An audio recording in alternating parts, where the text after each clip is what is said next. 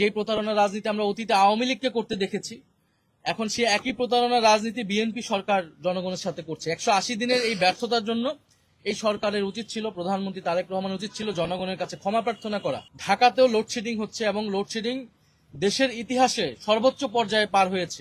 আমরা সেই সংকটগুলো নিয়ে আজকে বিস্তারিত আলোচনা করেছি। বিশেষত সরকারের যে 180 দিন, সেই 180 দিনকে আমরা পর্যালোচনা করেছি।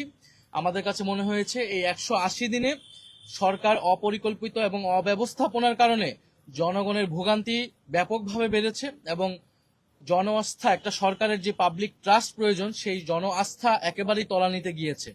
কারণ আপনারা যদি দেখেন, আইন শৃঙ্খলার পরিবেশ অত্যন্ত বাজে, দেশে নিরাপত্তা নেই। যদিও আমরা বিগত সময়ে শুনেছি, বিশেষত নির্বাচনের আগে, যে নির্বাচিত সরকার আসলেই, অন্যভাবে বলতে গেলে বিএনপির সরকার আসলেই দেশে আইন শৃঙ্খলার পরিবেশ ঠিক হবে, কিন্তু তারা এখন পর্যন্ত এই 6 মাসে আইন শৃঙ্খলার পরিবেশ ব্যর্থ কোনো ক্ষেত্রে তারা সেটা অন্তর্বর্তী সরকার অথবা বিপ্লব পরবর্তী পরিস্থিতির থেকেও ভয়ানক রূপ ধারণ করেছে।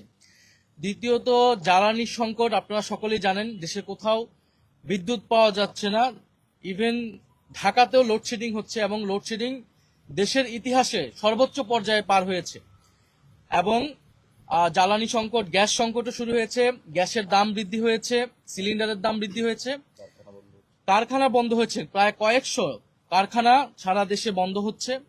ব্যবসায়ীরা উদ্বেগ প্রকাশ করছে। একদিকে তো চাঁদাবাজির একটা ভোগান্তি তাদের রয়েছে, অন্যদিকে এখন গ্যাস বিদ্যুৎ তারা পাচ্ছে না।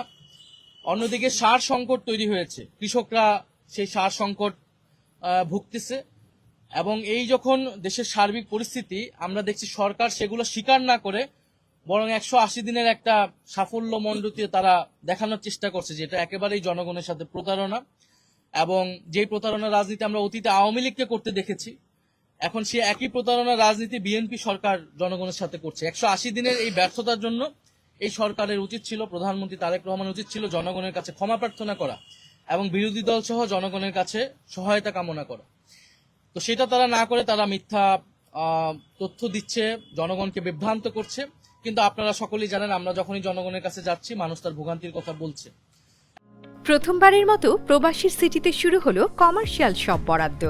আপনার ব্যবসাকে দিন একটি আধুনিক ও সম্ভাবনাময় ঠিকানা। একই সঙ্গে নিশ্চিত করুন ভবিষ্যতে লাভজনক বিনিয়োগ। সীমিত সংখ্যক কমার্শিয়াল স্পেস এখন বুকিং চলছে। স্ক্রিনে প্রদর্শিত নাম্বারে আজই যোগাযোগ করুন এবং আপনার পছন্দের শপটি বুকিং নিশ্চিত করুন। স্পেস সীমিত, তাই দেরি নয়, আজই বুকিং করুন। প্রবাসীর সিটি, আপনার ব্যবসা ও বিনিয়োগের স্মার্ট সমাধান।